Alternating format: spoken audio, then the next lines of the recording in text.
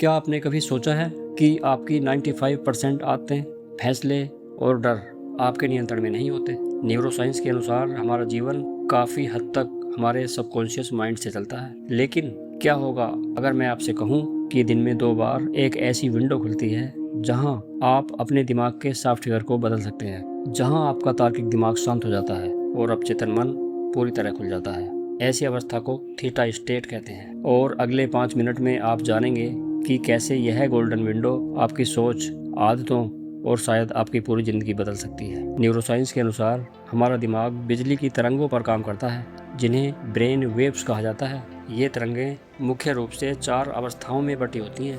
पहली अवस्था है बीटा स्टेट। ये वह अवस्था है जिसमें आप अभी हैं, सतर्क, तार्किक और पूरी तरह सक्रिय। लेकिन इसी स्टेट में तनाव और चिंता भी सबसे ज़्यादा होती है। दूसरी अवस्था है अल्फा स्टेट। जब आप आंखें बंद करके आराम करते हैं या गहरी सांस लेते हैं, तब आपका दिमाग अल्फा में चला जाता है। यहीं से क्रिएटिविटी और आंतरिक शांति की शुरुआत होती है। तीसरी अवस्था है थीटा स्टेट। यह जागने और गहरी नींद के बीच की अवस्था है, जहां आपका तार्किक दिमाग धीरे धीरे शांत होने लगता है और आपके सबकॉन्शियस माइंड का दरवाज़ा पूरी तरह खुल जाता है। चौथी अवस्था है डेल्टा स्टेट। यह गहरी, बिना सपनों वाली नींद की अवस्था है, जहां आपका शरीर खुद को हील और रिकवर करता है। लेकिन इन सभी स्टेट्स में थीटा स्टेट एक ऐसी अवस्था है जहां आपका दिमाग सिर्फ सोचता नहीं बल्कि बदलता है। वैज्ञानिक इस अवस्था को हाइप्नोगॉजिक स्टेट कहते हैं, यानी वो पल जब आप जागने और सोने के बीच होते हैं। स्टैनफोर्ड यूनिवर्सिटी की रिसर्च के अनुसार इस दौरान हमारा क्रिटिकल फिल्टर यानी लॉजिकल माइंड शांत हो जाता है। यही वजह है कि बच्चों में 7 साल की उम्र तक थीटा वेव प्रभावी होती है और वे किसी स्पंज की तरह हर जानकारी को आसानी से एब्जर्व कर लेते हैं। लेकिन एक वयस्क के रूप में अपने दिमाग को दोबारा प्रोग्राम करने के लिए आप भी इस अवस्था का उपयोग कर सकते हैं। जब आप थीटा स्टेट में होते हैं तो आपका दिमाग न्यूरोप्लास्टिसिटी की चरम सीमा पर होता है। इसका मतलब है पुराने न्यूरल पाथवे को तोड़कर नए रास्ते बनाना आसान हो जाता है। और सबसे खास बात, इस दौरान दी गई कोई भी जानकारी या अफर्मेशन सीधे आपके सबकॉन्शियस माइंड में दर्ज हो जाती है, बिना किसी तर्क वितर्क के।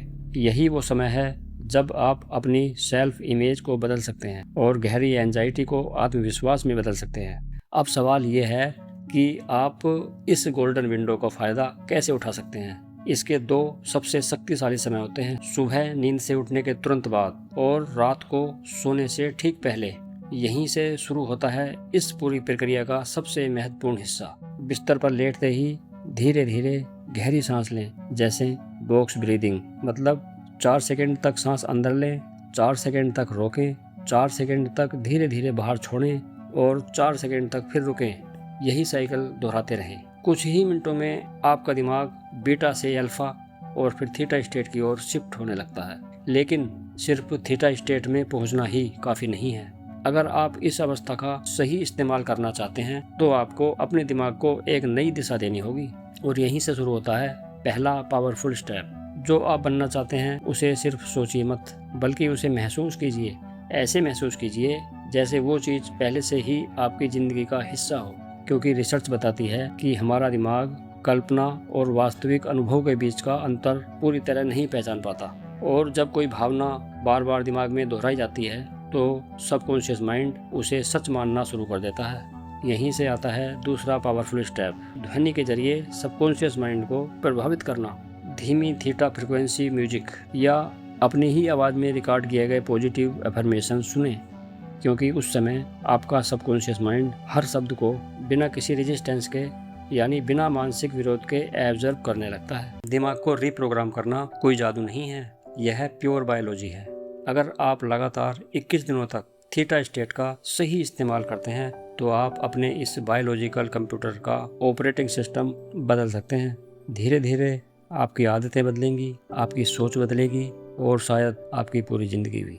याद रखिए, आपका दिमाग या तो आपका सबसे अच्छा नौकर बन सकता है या सबसे बुरा मालिक। चुनाव हमेशा आपका होता है। और अगर आपने इस सीरीज़ का पिछला वीडियो अभी तक नहीं देखा तो उसे ज़रूर देखें, क्योंकि उसमें हमने समझा था कि कैसे हमारा सबकॉन्शियस माइंड बचपन में ही प्रोग्राम होना शुरू हो जाता है।